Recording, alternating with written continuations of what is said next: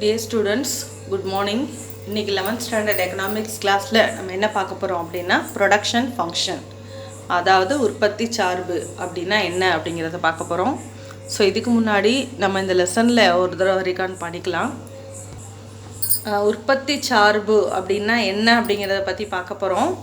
So இதுக்கு முன்னாடி நம்ம லெசனில் என்னென்ன பார்த்தோம் அப்படின்னா, இந்த லெசனில் நம்ம என்ன பார்த்துட்ருக்கோன்னா ப்ரொடக்ஷன் அனாலிசிஸ், அதாவது உற்பத்தி சார்பு அது சம்மந்தமான விஷயங்களை நம்ம டிஸ்கஸ் பண்ணிகிட்ருக்கோம். ஸோ அதில் ஃபேக்டர் ஆஃப் ப்ரொடக்ஷன் என்னென்ன, land, labour, capital, organisation of, so அந்த 4 ஃபேக்டர் பார்த்தோம். சரியா? ஸோ அதில் ப்ரைமரி ஃபேக்டரும் செகண்டரி ஃபேக்டரும் நம்ம பார்த்தோம். அதாவது land, labour, capital, organisation 4 factors of production. Land and labour is a primary factor, capital and organisation is a secondary factors. அதாவது நிலமும் உற்பத்தியும் ஃபர்ஸ்ட்டு, மூலதனமும் தொழிலமைப்பும் செகண்டரி. சரியா? முதன்மை உற்பத்தி காரணிகள்னு ஏன் சொல்கிறோம் அப்படின்னா, அதாவது கிஃப்ட் ஆஃப் நேச்சர், அது இயற்கையோடைய கொடை. அதாவது land and labour is a primary factor, capital and organisation மனிதனால் உருவாக்கப்பட்டது. So this is called derived factor or secondary ஃபேக்டர்னு சொல்கிறோம். So what is land, what are the characteristics of land, what is labor, or what are the characteristics of labor. Next பார்த்தீங்கன்னா ஆர்கனைசேஷன்னா என்ன, அதோட functions என்ன, ஆண்டர்ப்ரனரோட functions என்ன, கேபிட்டல்னா என்ன, what are the types of capital, next அதோட ஃபங்க்ஷன்ஸ் என்னென்னு இதெல்லாம் பார்த்துட்டோம். ஸோ அடுத்து நம்ம என்ன பார்க்க போகிறோம் அப்படின்னா, ப்ரொடக்ஷன் ஃபங்க்ஷன் அப்படின்னா என்ன, அதாவது உற்பத்தி சார்பு அப்படின்னா என்னன்னு பார்க்க போகிறோம். So the production function to the relationship among units of factors of production, அதாவது inputs and the resultant quantity of the good producer, அதாவது output. சிம்பிளாக சொல்லணும்னா production function refers to the relationship between the input and output, அதாவது பல்வேறு உள்ளீடு காரணிகள் அளவுக்கும் பல்வேறு வெளியீடு காரணிகளுக்கும் இடையே இருக்கக்கூடிய தொடர்பு. உள்ளீடுனா என்ன, ரா மெட்டீரியல் போடுறோம். வெளியீடுகள் அப்படின்னா அதுலேருந்து நமக்கு என்ன ப்ரொடக்ஷன் கிடைக்கிது, உற்பத்தி செய்யணும், that is called output. So அதுக்கு டெஃபினேஷன் என்ன கொடுக்குறாரு, அதாவது அக்கார்டிங் டு ஜே ஸ்டிக்லர் என்ன கொடுக்குறாரு அப்படின்னா, production function either relationship between input of productive services for units of time and outputs of productive for units of time. Stigler என்ன சொல்கிறார் அப்படின்னா, உற்பத்தி சார்பு அப்படிங்கிறது ஒரு குறிப்பிட்ட காலத்தில் உள்ளீடுகள் எவ்வளோ கொடுக்குறோம், ஒரு குறிப்பிட்ட காலத்தில் வெளியீடுகள் எவ்வளோ கிடைக்குது. அதாவது இப்போ உள்ளீடுகள் வெளியீடுகள், இன்புட் அவுட்புட் அப்படின்னா என்னன்னு ஒரு கிளியர் கட் ஐடியா வந்துடணும். ஸோ இன்புட் அப்படிங்கிறது ஒரு சுகர் ஃபேக்ட்ரி வச்சுக்கிட்டோம் அப்படின்னா, அந்த சுகர் ஃபேக்ட்ரியில் சுகர் கேன்ங்கிறது இன்புட். சரியா? ப்ரொடக்ஷன் என்ன வரும், சுகர். ஸோ அது அவுட்புட். ஸோ இன்புட்டுக்கும் அவுட்புட்டுக்கும் இடையில இருக்கக்கூடிய வித்தியாசம் உனக்கு தெரிஞ்சிருக்கும். நான் இன்புட் அப்படின்னு சொன்னாலும் நீங்கள் எதை ஞாபகம் வச்சுக்கணும், அப்போ தான் உனக்கு ஈஸியாக புரியும். அதாவது ஒரு பொருளினுடைய தயாரிப்புக்கு தேவைப்படக்கூடிய ரா மெட்டீரியல்ஸ், அதாவது உள்ளீட்டு பொருட்கள் எல்லாத்தையும் நம்ம என்ன சொல்லுவோம், இன்புட்டுன்னு சொல்லுவோம். ஸோ அதுலேருந்து கிடைக்கக்கூடிய வெளியீட்டு பொருட்கள் ப்ரொடக்ஷன்ஸ் எல்லாமே அவுட்புட் அப்படின்னு சொல்லியிருக்கோம். ஸோ ஒரு குறிப்பிட்ட கால அளவில் எவ்வளோ இன்புட் கிடைக்கும், எவ்வளோ அவுட்புட் கிடைக்கும் அப்படிங்கிறத நம்ம கணக்கிட்டோம் அப்படின்னா that is called production function அப்படின்னு ஜே ஸ்டிக்லர் சொல்லியிருக்காரு. இப்போ அதோட ஃபார்முலா என்ன, ப்ரொடக்ஷன் ஃபங்க்ஷனோட ஃபார்முலா என்ன, அதோட எக்ஸ்பிரஷன் என்னன்னு பாரு. ப்ரொடக்ஷன் ஃபங்க்ஷன் அதாவது உற்பத்தி சார்பு may be expressed as Q is equal to function of NLKT. ரொம்ப முக்கியமான ஒன் வேர்டு இது, NLKT. இதில் N அப்படிங்கிறது எதை மென்ஷன் பண்ணுதுன்னா, என் அப்படின்னா எல் அப்படின்னா லேண்ட், என்னன்னா லேண்ட், எல்லுன்னா லேபர், கே அப்படின்னா கேபிட்டல் அதாவது மூலதனம், T means technologies, that is organisation. So production ஃபங்க்ஷனுடைய ஃபார்முலா என்னது, Q is equal to function of NLKT, that is land, labor, capital and technology. Next, the functions implies that the level of output depends on the quantity of different inputs. அதாவது ஒரு output எதை சார்ந்து இருக்கும் அப்படின்னு பார்த்தீங்கன்னா, எந்த லெவலில் அதுக்கான இன்புட்ஸ் இருக்குது அப்படிங்கிறத சார்ந்து இருக்கும். இப்போ நம்ம என்ன எக்ஸாம்பிள் எடுத்திருக்கோம் அப்படின்னா, சுகர் ஃபேக்ட்ரி எக்ஸாம்பிள் எடுத்திருக்கோம்.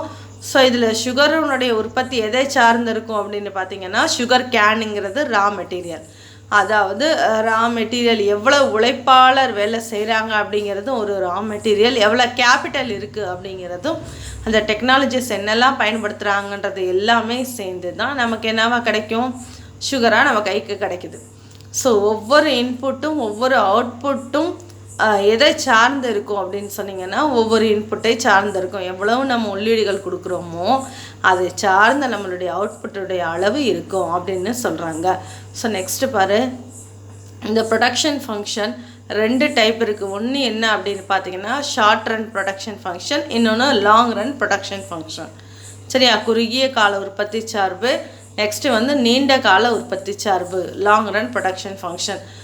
In microeconomics, the distinction between long run and short run is made on the basis of fixed input that inhabit the production. அதாவது உற்பத்தி சார்பில் லாங் ரன் ஷார்ட் ரன் அப்படிங்கிறது எதை பொறுத்து இருக்கும் அப்படின்னா அந்த காரணிகளை பொறுத்து இருக்கும். காரணிகள் எத்தனை வகைப்படும் அப்படின்னு பார்த்தீங்கன்னா, ஒன்று அதாவது மாறும் காரணிகள், மாறாத காரணிகள் அப்படின்னு 2 வகை இருக்குது. என்னென்ன அப்படின்னு பார்த்தீங்கன்னா, இப்போது இந்த ப்ரொடக்ஷன் ஃபங்க்ஷனில் ஷார்ட் ரன் ப்ரொடக்ஷன் ஃபங்க்ஷன் அப்படின்னா என்ன, இதுக்கு முன்னாடி நம்ம என்ன பார்த்தோம் தெரிஞ்சுக்கணும் அப்படின்னா, முதல்ல ஷார்ட் ரன் அப்படின்னா என்னன்னு தெரிஞ்சுக்கணும். ஷார்ட் ரன் அப்படின்னா என்னென்னா, அதாவது the short run is the period where some inputs are variable. அதாவது லேண்ட், லேபர், கேபிட்டல், ஆர்கனைசேஷனை 4 ஃபேக்டர் ஆஃப் ப்ரொடக்ஷன் இருக்குது. இந்த 4லையும் ஏதாவது ஒன்றில் மாற்றம் பண்ணிக்கலாம். அதாவது ஒரு சில வேரியபிள்ஸ், ஒரு சில ஃபேக்டர்ஸை வந்து நம்ம சேஞ்ச் பண்ணிக்கிட்டு மீதி எல்லா ஃபேக்டரும் கான்ஸ்டண்ட்டாக இருந்துச்சு அப்படின்னா that is called short run. இன்னும் சொல்லப்போனால் குறுகிய காலத்தில் எந்த உள்ளீடு, அதாவது எந்த உற்பத்தி காரணிகளும் மாறாது அப்படின்னு கூட நீங்கள் ஞாபகத்தில் வச்சுக்கோ.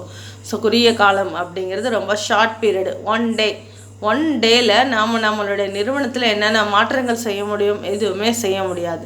So this is called short run. So இந்த short run production function. Next long run production function என்னென்னு பார்த்தீங்கன்னா, 1 மாதம்னு வச்சுக்கோ. சரியா, ஒரு 1 மந்த். அந்த 1 மந்தில் நம்மளோட ஃபார்மில் லேண்ட், லேபர், கேபிட்டல் இந்த ஆர்கனைசேஷன் 4 ஃபேக்டர் ஆஃப் ப்ரொடக்ஷனில் என்ன செய்யலாம், மாற்றங்கள் கொடுக்கலாம்.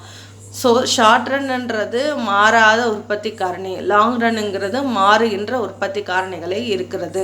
ஸோ இந்த ஷார்ட் ரன்னில் அதாவது ஈஸியாக ஃபார்ம்ஸ் உள்ளே வர முடியாது. ஏன்னா ஒரு நாள் நீங்கள் யாரும் புதுசாக பிஸ்னஸ் ஆரம்பித்து ப்ராஃபிட் அடையணுன்றது ஒன் டே ப்ராசஸ் கிடையாது. ஸோ ஷார்ட் ரன் இது பாசிபிள் கிடையாது. Another future sees that firms do not enter into the industry and existing firm may not leave the industry.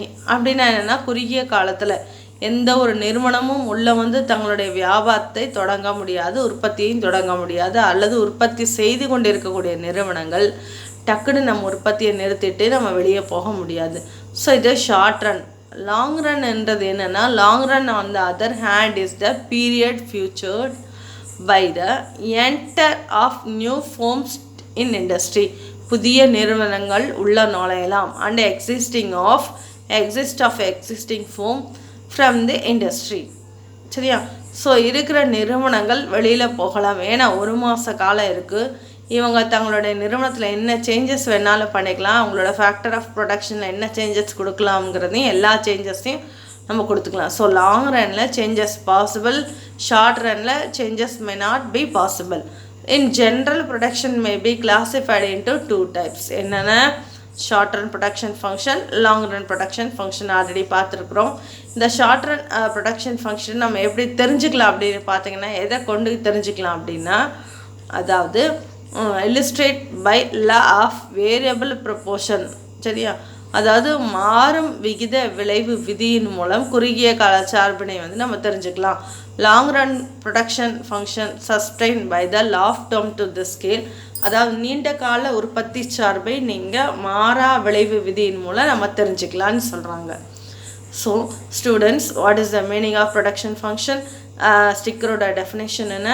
What are the formula for the production function? இந்த production function classification என்னென்னா, long run production function, short run production function.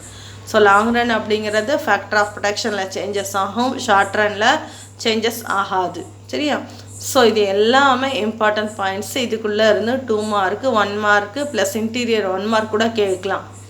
சரியா, so production ஃபேக்டர்ஸில் பாரு, production function. Actually, this production function is nothing but a functional relationship between input and output. Production சொன்னப்பவே input ஒரு அவுட்புட்டாவோ ஒரு final ப்ராடக்டாவோ மாத்திரம் தான் production. இன்னொரு தடவை சொல்கிறேன், நல்லா கவனிச்சுக்கோ.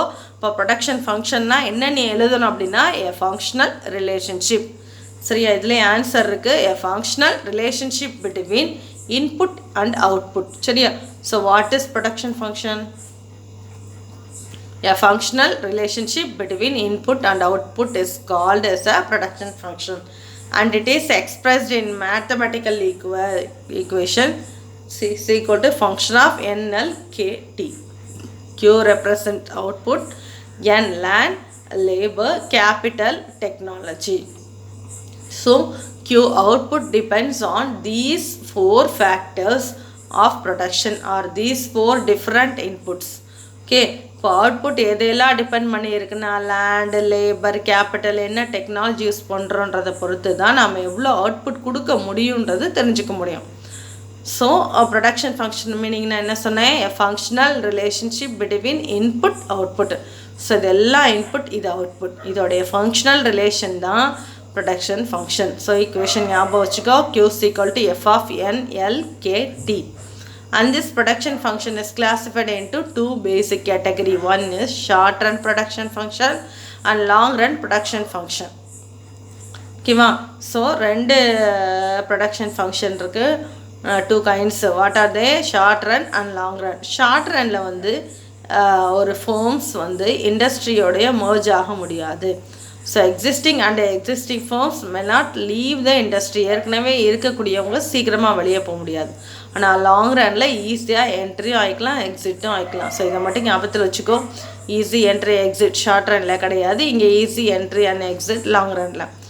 So short run production function is studied through the variable production. Short run எதில் படிப்போம்? Law of variable proportion. Long run production வந்து through laws of returns to scale. So short run வந்து law of variable proportion, long run வந்து returns to scale. So first we will see short run, that is law of variable proportion. Law of variable proportion na ஒரு factor வேரியபிளாகவும் மிச்சதெல்லாம் ஃபிக்ஸடாக இருக்கும். சரியா, so ஏதாவது ஒரு factor வந்து வேரியபிள்னால் மாறிக்கிட்டே இருக்கும். ஸோ மிச்ச எல்லா ஃபேக்டர்ஸும் ஃபிக்ஸடாக இருக்கும். சரி, அப்போ ஒரு வேரியபிள் ஃபேக்டர்னால் என்ன இங்கே மாறுது அப்படின்னா labour.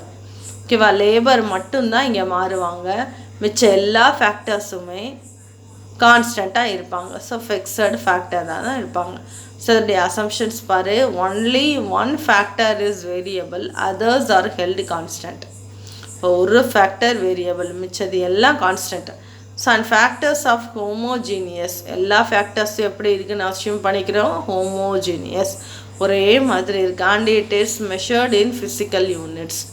There is no change in technology and ப்ரைஸும் டெக்னாலஜியும் எதுவுமே சேஞ்சஸ் ஆகாது அப்படின்னு சொல்கிறாங்க.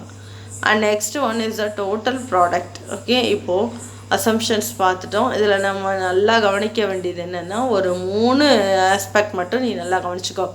One is total product, average product, marginal product. Total ப்ராடக்ட்ன்றது total amount of commodity produced. So நம்ம கம்பெனியில் மொத்தமாக எத்தனை பொருள் தயாரிக்கிறோம் அப்படின்னா டோட்டல் ப்ராடக்ட். சரியா, so total product is total amount of commodity produced. So எவ்வளோ ப்ராடக்ட் வந்து நம்ம ப்ரொடக்ஷன் பண்ணுறோம். So total product is equal to sum of marginal product. Total, டோட்டல் ப்ராடக்ட் எப்படி கால்குலேட் பண்ணலாம்? Sum of marginal product. Next one average product. ஆவரேஜ்னாலே உனக்கு தெரியும். ஆவரேஜ்னால் என்ன பண்ணுவோம்? டோட்டல் டிவைடட் பை போன சப்ஜெக்ட்டுக்கு 10th மார்க் ஷீட்டில் வந்துட்டு ஆவரேஜ் போடுன்னு சொல்லியிருப்பாங்க. அப்போ என்ன ஆவரேஜ் போட்டிருப்ப? எப்படி போட்டிருப்ப? 5 சப்ஜெக்ட்லேயும் நீ வாங்கின மார்க்கை ஆட் பண்ணியிருப்ப, டிவைட் பை 5னா 5 போட்டிருப்ப. அதே தான். இப்போ டோட்டல் மார்க் போட்டல் அது இந்த total product divided by N. என்னன்றது நம்பர் ஆஃப் யூனிட்ஸ், எவ்வளோ யூனிட்ஸ் வந்து நம்ம எம்ப்ளாய் பண்ணியிருக்கோம், number of units employed N. So அதே மார்ஜினல் ப்ராடக்ட் அப்படின்னா 1 additional unit are one made for an additional unit of output. So இதை வந்து ரெண்டு விதத்தில் நம்ம கால்குலேட் பண்ணலாம். டிவிஷன் மேட் டு டோட்டல் ப்ராடக்ட்டுக்கு என்ன அடிஷ்னலாக நம்ம என்ன கொடுத்துருக்கோம். ஸோ இது ரெண்டு விதத்தில் கால்குலேட் பண்ணலாம். ஒன்று என்னென்னா இங்கே நம்ம பார்த்தோம்ல ஏபியில் பார்த்தோம்ல என்ன பார்த்தோம், டிபி டிவைடட் பை என். அங்கே முன்னாடி ஒரு டெல்டா போட்டுட்டோம்னா மார்ஜினல் ப்ராடக்ட். ஆவரேஜ் ப்ராடக்ட் என்ன ஃபார்முலா சொன்னேன், டோட்டல் ப்ராடக்ட் டிவைடட் பை என்னன்னு சொன்னேன். ஸோ அதே மார்ஜினல் ப்ராடக்ட்னா முன்னாடி ஒரு டெல்டா போட்டுக்கோ, delta DP divided by delta N or DP for the end product minus DP for N minus 1. Okay, இந்த ஃபார்முலா டேபுலர் காலம் பார்த்தீங்கன்னா உனக்கு புரிஞ்சுக்கணும். ஸோ இந்த மூணு கான்செப்ட் நல்லா புரிஞ்சுக்கோ. டோட்டல் ப்ராடக்ட்னா total number of commodity produced in our concern. Average product total product divided by n, marginal product, change in TP divided by change in n. Okay, so இதில் என்ன வேரியபிள் ஃபேக்டர் எடுத்திருக்காங்கன்னா labour. After we discussed about that tabular column we will see this diagram. Okay, டேப்லர் காலம் பார்க்கலாம். Labours ஒரே ஒரு variable ஃபேக்டர்னு சொன்னேன்னா labour மட்டும்தான் மாறுறாங்க. ஸோ மிச்சம் இருக்கக்கூடிய கேபிட்டல், டெக்னாலஜி, லேண்ட் எல்லாமே ஃபிக்ஸட். ஸோ யார் இங்கே மாறுறா, லேபர்ஸ் மட்டும்தான் மாறுறாங்க. லேபர் வந்து ஒரு நாளைக்கு ஒருத்தர், அப்போ 2 பேர் 3 பேர் 4 பேர்னு லேபர்ஸ் மட்டும் இன்க்ரீஸ் பண்ணுறாங்க. ஒரு 7 இது நம்ம சொல்லியிருக்கோம். ஸோ இங்கே 3 கண்டுபிடிச்சோம் நம்ம, total product, average product, marginal product. ஓகேவா, ஸோ 3 பார்த்துருக்கோமா. ஸோ டோட்டல் ப்ராடக்ட்ன்றது என்னென்னா தட் இஸ் டோட்டல் ப்ராடக்ட் நம்மளே அஷ்யூம் பண்ணி எழுதிக்கிறது. எல்லாம் இன்க்ரீஸ் பண்ணுறாப்புல போயிட்டே இருக்குது. ஒரு கான்ஸ்டன்ட் கொடுத்ததுக்கப்புறம் டிக்ரீஸ் பண்ணிக்கணும். சரியா, ஸோ நம்ம எழுதுறது தான் டோட்டல் ப்ராடக்ட். இவ்வளோ தான் எங்கள் கம்பெனியில் ப்ரொடக்ஷன் பண்ணியிருக்கோன்னு நம்ம தான் சொல்கிறோம். ஸோ இப்போ மார்ஜினல் ப்ராடக்ட் வந்து கண்டுபிடிக்கலாம். மார்ஜினல் ப்ராடக்ட்டுக்கு ஃபார்முலா என்ன சொன்னேன், total product divided by number of units employed. அப்போது 2 டிவைடட் பை 1 என்ன ஆன்சர் 2. அதான் இங்கே எழுதியிருக்கோம். So 6 divided by 2 3. அப்போ அதுதான் ஆவரேஜ் ப்ராடக்ட். 12 divided by 3 4. இப்போ இது இங்கே எழுதியிருக்கோம். ஸோ நெக்ஸ்ட்டு வந்து மார்ஜினல் ப்ராடக்ட். மார்ஜினல் ப்ராடக்ட்டுக்கு என்ன சொன்னோம், n product minus n minus 1ன்னு சொன்னோமா, அதே தான் இங்கே 2 அப்படியே போட்டுக்கோ. டோட்டல் ப்ராடக்டில் இருக்க 2 அப்படி போட்டுக்கோ. இங்கே வந்து 6 மைனஸ் 2 எவ்வளோ 4. அடுத்தது 12 மைனஸ் 6. ஸோ ப்ரீவியஸ் ப்ராடக்டோட மைனஸ் பண்ணணும். ஸோ இதுக்கு தான் நம்ம கண்டுபிடிக்கிறோம். இதோட ப்ரீவியஸ் ப்ராடக்டை மைனஸ் பண்ணணும். 12 minus 6 6, 16 minus 12 4. So 18 minus 16 2, 18 minus 18 0, 16 minus 18 minus 2. So இது மார்ஜினல் ப்ராடக்ட். புரிஞ்சுதா.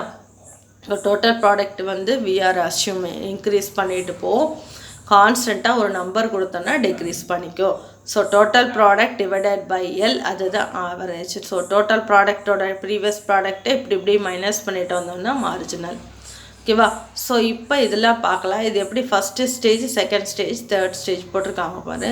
ஸோ மார்ஜினல் ப்ராடக்ட் பார்த்தோன்னா இன்க்ரீஸ் ஆகிக்கிட்டே இருக்குது இல்லையா, இங்கே வரும்போது டிக்ரீஸ் ஆகிருதா. ஸோ அது வரைக்கும் ஃபஸ்ட்டு ஸ்டேஜ்.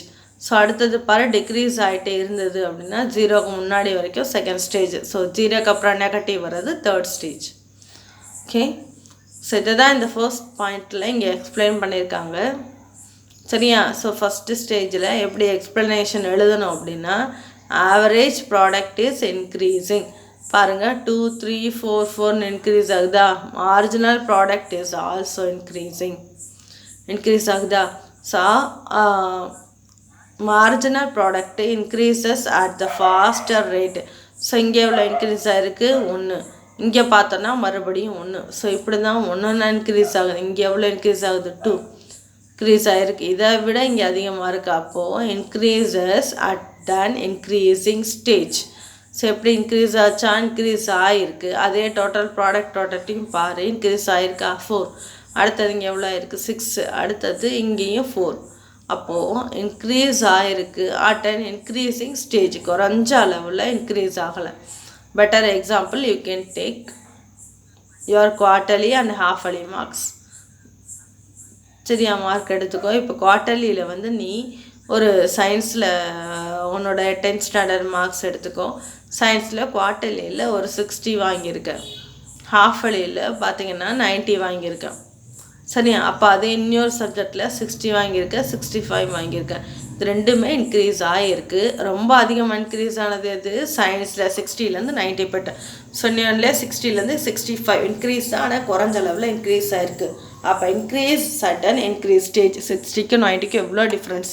அதுதான் first stage. Increase sudden increase stage. Second பாரு, இன்க்ரீஸ் ஆகிருக்கு ஆனால் டிக்ரீஸிங் ஸ்டேஜில் இருக்குது. இங்கெல்லாம் 4 6 இன்க்ரீஸ் ஆனது, இங்கே 2 அப்படி தான் இன்க்ரீஸ் ஆகிருக்கு. அப்போது இன்க்ரீஸ் ஆகிருக்கு, குறைஞ்ச விகிதத்தில் இன்க்ரீஸ் ஆகிருக்கா. So that is called second stage. That is increasing at and decreasing rate. Increase ஆகிருக்கு ஆனால் குறைஞ்ச அளவில் இன்க்ரீஸ் ஆகிருக்கு. சரியா? அதே போல் தான் ஆவரேஜ் ப்ராடக்ட் பாரு, decreases. Marginal product is also decreasing. So இங்கே பாரு, தேர்ட் ஸ்டேஜில் இட் இஸ் டிக்ரீஸ் ஆகும்போது marginal product is the negative stage. Marginal product வந்து நெகட்டிவ் ஸ்டேஜுக்கு போயிடும்ன்றாங்க. So this is what the relationship they have given here.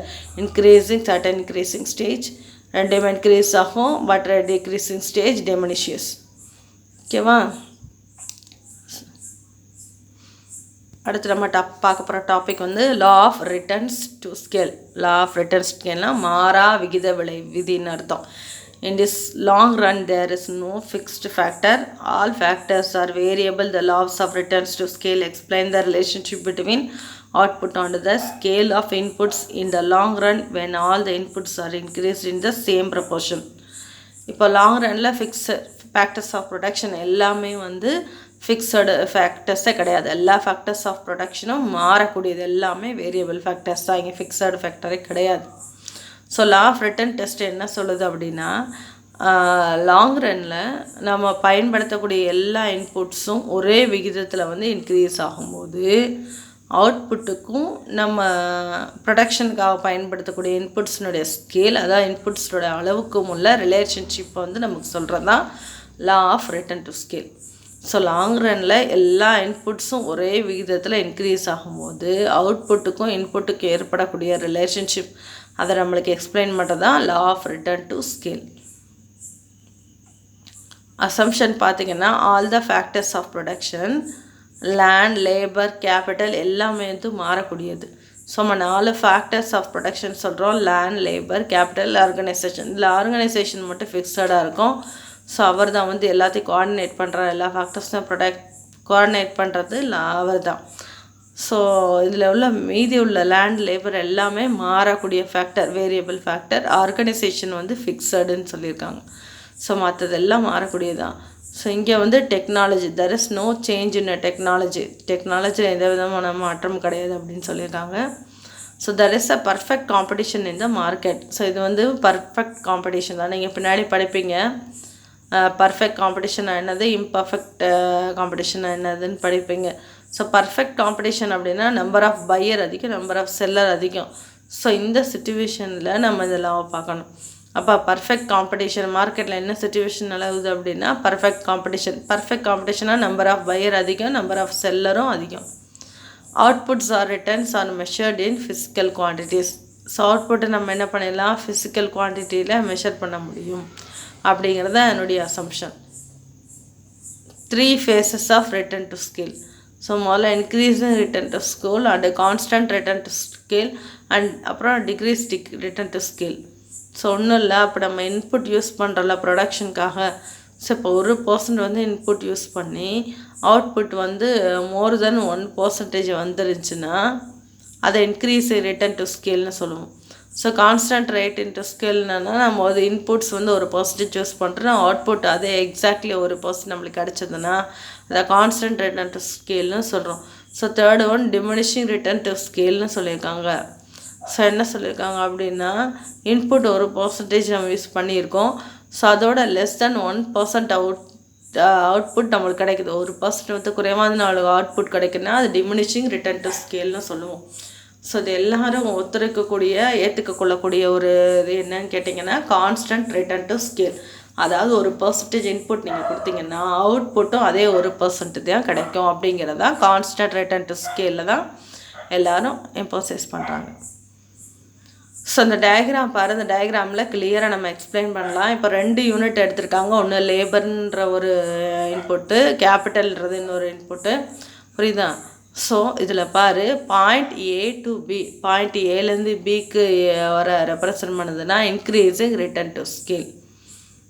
புரியுதா? So அப்போ B to C, point பிலேருந்து சி வரைக்கும் எதை டினோட் பண்ணுதுன்னு கேட்டிங்கன்னா கான்ஸ்டன்ட் ரிட்டர்ன் டு ஸ்கேல்.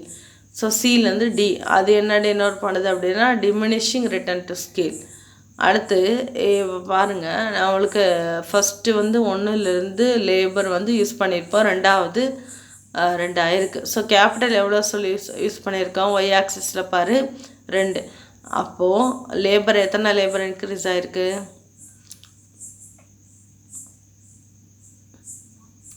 குவான்டிட்டியை, அதாவது ஒரு லேபரும் ஒரு கேபிட்டலும் யூஸ் பண்ணும்போது குவான்டிட்டி அளவு வந்து நம்மளுக்கு அவுட்புட்டோட அளவு ஒன்று தான். Q=1ன்னு கொடுத்துருக்காங்க, வேறு பாயிண்ட்டு. ஸோ இப்போ வந்து ஏலேருந்து பி தான் நம்மளுக்கு increasing letter to return scale.